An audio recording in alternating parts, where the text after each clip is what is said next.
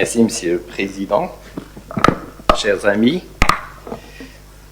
ça fait presque un an que mon ami Serge Lamraoui et moi parlons un petit peu de cette technique d'embolisation dans l'arsenal du traitement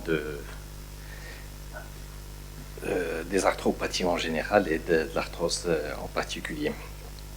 Et la gonarthrose représente en effet une indication principale de cette nouvelle technique.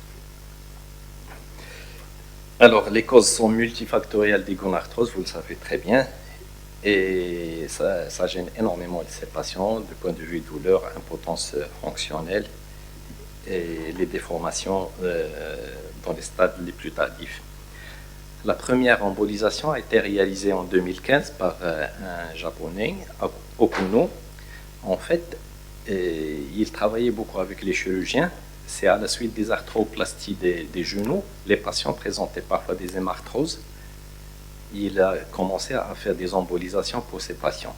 Et ça les a soulagés, ça les soulageait très souvent de leur douleur. Et il a remarqué quand il fait l'artériographie qu'il y a une hyperémie, un appel important du sang ou des vaisseaux au niveau des sites douloureux. Et puis, il s'est posé la question pourquoi ne pas faire la même chose pour les gonarthroses. Et il a publié la première série en 2015 sur 14 patients. Et ça, parce que ça a marché, a donné de très bons résultats. Ce qu'il faut retenir, je pense, ces deux mots-clés pour cette présentation, c'est que ce qu'on a appris troisième année en rhumato, il y a la pathologie inflammatoire et la pathologie mécanique ou dégénérative. La pathologie dégénérative, là aussi, il y a de l'inflammation. Et le principal, mouvement, c'est l'angiogenèse qui va induire et maintenir cette inflammation, surtout c'est synovial. Donc, comme on a vu, c'est phénomène inflammatoire. Donc, ce qu'on avait appris, je reviens, c'est l'arthrose, c'est ce qui est dégénératif et ce qu'on sait très bien. C'est les microtraumatismes qui vont altérer et fissurer les cartilages. Et puis, ça va entraîner une stimulation des chondrocytes qui vont libérer des enzymes. Il y a une cascade. Et puis, il y a un remodelage osseux avec l'ostéosclérose sous-chondrale et la formation d'ostéophytes qui ne font qu'aggraver justement l'impotence fonctionnelle et la douleur. Et puis, au niveau de ces cartilages qui sont fissurés et de cette sclérose osseuse, il y a une angiogenèse qui va faire appel à des phénomènes inflammatoires avec un épaississement synovial, c'est une synovite, et un appel à des fibres nerveuses sensitives qui vont maintenir cette douleur. Et ça, on le voit quand on fait une IRM. Ça, c'est une patiente qu'on avait fait, une patiente obèse qui avait des douleurs articulaires. On voit très bien en IRM, en séquence pondérée T1, l'ostéosclérose sous-chondrale du plateau tibial, les becs ostéophytiques. En séquence densité de protons, c'est une séquence T2 avec effacement de la graisse. On voit complètement une abrasion du cartilage. Il n'y a plus de cartilage au niveau du condyle interne, une altération du ménisque interne. Et surtout, ce qui nous intéresse, c'est cette inflammation, cet œdème-là. C'est ce qui est blanc à ce niveau-là, et ça, c'est ce qui est responsable de la douleur. Là, c'est une bursite qui est associée. Autre chose qui est très importante, quand on injecte le produit de contraste, on voit cet épaississement, cette prise de contraste très importante au niveau de la synoviale. C'est une synovite, ce n'est pas une maladie rhumatismale, ce n'est pas une infection, mais c'est une arthrose avec une inflammation synoviale associée. La même chose pour les traumatos, une vue arthroscopique, on a une ulcération du condyle interne, et vous voyez ici une angiogenèse localisée à ce niveau-là. Donc le rôle de l'embolisation, c'est de casser complètement ce cycle, d'accord, et arrêter l'angiogenèse qui va induire l'inflammation, qui va entretenir cette douleur. Le protocole, c'est comme pour toutes les embolisations. Le patient il est hospitalisé, on fait un bilan, bien sûr une évaluation clinique, un bilan biologique minimal pour voir la fonction rénale parce qu'on va injecter de l'iode, et le bilan de CRAS. Les radios standards, c'est fondamental. Moi, j'ai toujours une préférence pour l'IRM, réaliser une IRM pour ces patients-là. Je vais dire tout à l'heure pourquoi. Et puis l'hospitalisation, ça dure 24 heures en moyenne. Pourquoi on va hospitaliser ces patients? C'est pour gérer surtout la douleur qui peut se voir dans les heures qui suivent l'embolisation. Quelle que soit l'embolisation, on a toujours l'éventualité d'avoir des douleurs engendrées par l'embolisation. Bon, les cadres radiologiques, vous les connaissez très bien, quoique il y a une discordance sur la sémantique entre le français et l'anglais. Mild et moderate, c'est modéré pour le 2 et l'arthrose importante pour le 3. Ce qui nous intéresse, nous, pour l'embolisation, c'est les grades 2 et 3, peut-être le grade 4 pour certaines indications. Alors, pourquoi je préfère l'IRM? C'est pour ça.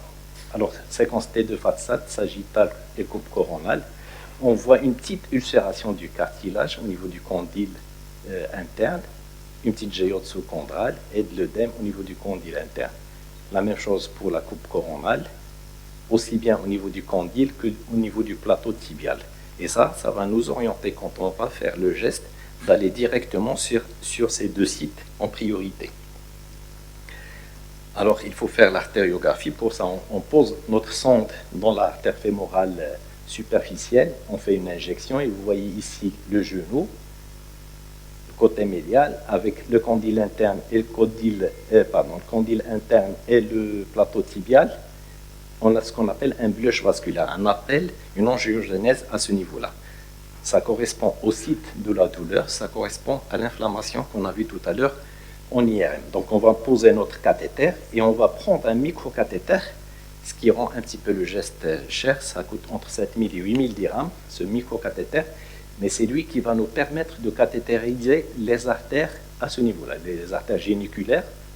On a les géniculaires latérales, supérieures et inférieures, les géniculaires médiales, supérieures et inférieures, une géniculaire médiale qui va vers le ligament croisé, une tibiale antérieure récurrente, et la géniculaire descendante. Alors, l'idéal, c'est de cathétériser chaque artère pour voir où est-ce qu'on va trouver ce blush vasculaire. Ce qui était utilisé initialement, c'est un nom. Au Maroc, ça s'appelle le TNM. Alors, pourquoi cet antibiotique comme agent embolisant? Quand on le mélange avec de l'iode, il va former des petites particules. Ces particules sont entre 10 et 70 microns.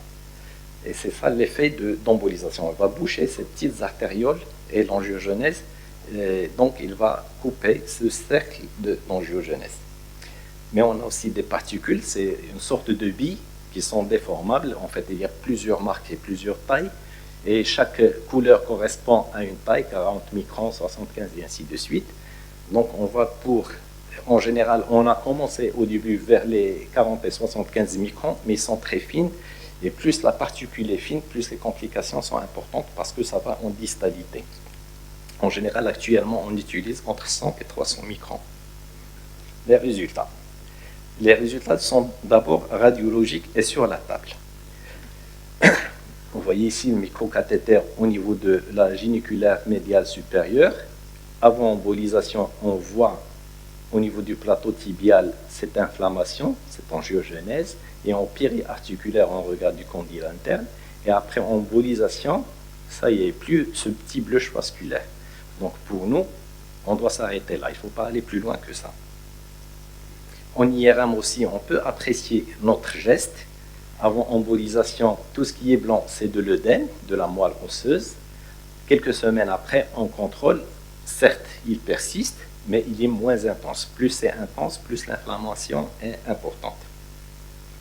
Et même sur les analyses, ici une étude sur 20 lapins, chez qui on a provoqué de l'arthrose, et puis on a embolisé la moitié et on a surveillé les autres pour faire les contrôles. Et on a trouvé, par exemple ici chez le lapin qui a une arthrose, on a un épaississement important de la synoviale. Et après embolisation, c'est ça les particules, c'est des petites billes qui ont bougé les vaisseaux. On voit une diminution de l'inflammation et de l'épaisseur de la synoviale. Donc la synovite a diminué ici. C'est une synoviale qui est normale. Bien sûr, l'appréciation n'est pas que radiologique, mais surtout clinique. Les premières études comparatives avec une étude japonaise, c'est la même personne qu'on a vu tout à l'heure, mais en 2017, il a recruté plus, il a 72 patients, une étude américaine et chinoise pour 133 patients et 186 genoux. Ils ont embolisé ces patients-là, et qu'est-ce qu'ils ont remarqué? Une chose très importante, c'est que dès le premier jour, on a un résultat qui est probant, aussi bien pour le score de la douleur que pour le score de WOMAC. Donc pour les 3 études qui correspondent. Et ça persiste jusqu'à 2 ans. On a de très bons résultats. Et puis il y a d'autres études avec plus de séries et tout ça, ça concorde vers la même chose et converge vers le même résultat. C'est qu'on a une amélioration de la douleur et du score WOMAC avec le temps, sauf dans une seule étude, cette étude de Lee qui a recruté que les cas sévères, ce qu'on a vu tout à l'heure, le stade 4. Et puis il y a un phénomène d'échappement donc, pour ces patients qui ont récidivé après. La même chose pour le score WOMAC. Si on veut un petit peu résumer les résultats, c'est pour cette étude sur 40 patients, on a noté qu'il y a une diminution d'environ 61% du score WOMAC chez ces patients embolisés par des particules, 67% de réduction du score de la douleur, et chez 68% des patients, on a une réduction d'au moins 50% des deux scores, aussi bien le VAS que le WOMAC. La même étude a fait une comparaison entre l'antibiotique qu'on a vu tout à l'heure et les microsphères. Au début, on a une supériorité de l'embosphère, un très bon résultat à 1 mois, mais à partir de 6 mois, les résultats sont égaux aussi bien pour la douleur que le WOMAC. Alors, d'autres études, qu'est-ce qu'elles révèlent? Que les résultats sont meilleurs pour les patients qui sont jeunes. Plus ils sont jeunes, enfin 67 ans versus 71 ans, plus les résultats sont meilleurs. Quand l'indice l'IMC est important, les résultats sont plus bons, et plus on prend les patients à des stades précoces, c'est-à-dire pas les stades très tardifs, les résultats sont encore très bons. Comme toute embolisation, on peut avoir ce qu'on appelle les non-target embolisations, c'est-à-dire soit un reflux des produits embolisants, soit on va emboliser des cibles qu'on ne désirait pas, mais toutes ces complications sont mineures et passagères. La première des choses, c'est un érythème cutané. Vous devinez par la présence de quelques billes dans les artérioles cutanées. On peut avoir un hématome au point de ponction, surtout chez ces patients qui sont sous anticoagulants ou sous traitement anti-agrégant plaquettaire. On peut avoir une petite fièvre, mais la chose la plus importante et qui reste très théorique, c'est d'entraîner une ostéonécrose osseuse. Ça a été retrouvé chez 2 patients, mais aucune des 2 cas d'ostéonécrose n'a été définitive. Autre chose qui est très importante, si l'embolisation précède la chirurgie, ça ne va pas compromettre le geste de chirurgie, comme pour les cas des infiltrations par les corticoïdes, ou retarde la cicatrisation, par exemple, en cas d'arthroplastie. Donc, elles sont compatibles, on peut faire les deux. En général, on ne les fait pas, mais si on les fait, c'est pas méchant. Alors, quelles sont les contre-indications? Chez qui on ne doit pas faire l'embolisation? Bien sûr, chez les gens qui ont une artériopathie, vous voyez ici la fémorale superficielle avec une occlusion de l'artère poplitée. Et puis ces artères qu'on embolise en général, c'est elles qui vont assurer la vascularisation en distalité de la jambe. Si on embolise ces artères pour une cause d'arthrose, on va entraîner une artérite et une amputation chez ces patients. En cas d'insuffisance rénale, il faut faire très attention à la néphrotoxicité des produits iodés. Bien sûr, quand c'est normal, ça ne sert absolument à rien de faire l'embolisation. Et puis, pour les grades extrême, ça reste controversé parce que les résultats ne sont pas très bons pour ces stades, mais ça peut soulager pour certaines semaines ou certains mois ces patients-là. Ça ne sert à rien pour les maladies auto-immunes, la fibromyalgie. Et puis, ça ne sert à rien de faire une embolisation si le patient est prévu pour une chirurgie dans les jours qui vont suivre. Alors, dans une étude assez récente de 2025, on peut tirer un petit peu, si vous voulez, les indications. Alors, les meilleures indications de l'embolisation en cas de gonarthrose, c'est chez ces patients qui ont une atteinte qui n'est pas très avancée en premier et qui ne sont pas candidats à une chirurgie. Soit il y a une contre-indication, soit ils refusent de faire la chirurgie. Autre chose, il faut toujours commencer par un traitement.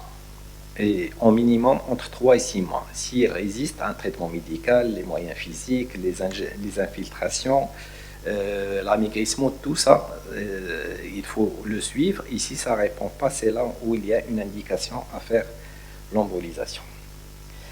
Voilà, pour terminer, l'embolisation reste un moyen qui réduit efficacement la douleur, qui améliore la fonctionnalité chez ces patients et procure des bienfaits durables. Le coût reste aussi bien dans notre contexte que dans la littérature assez élevé, mais on n'a pas pour le moment une meilleure évaluation de l'efficacité de ce moyen de thérapeutique et ça nécessite encore des études randomisées plus approfondies. Je vous remercie.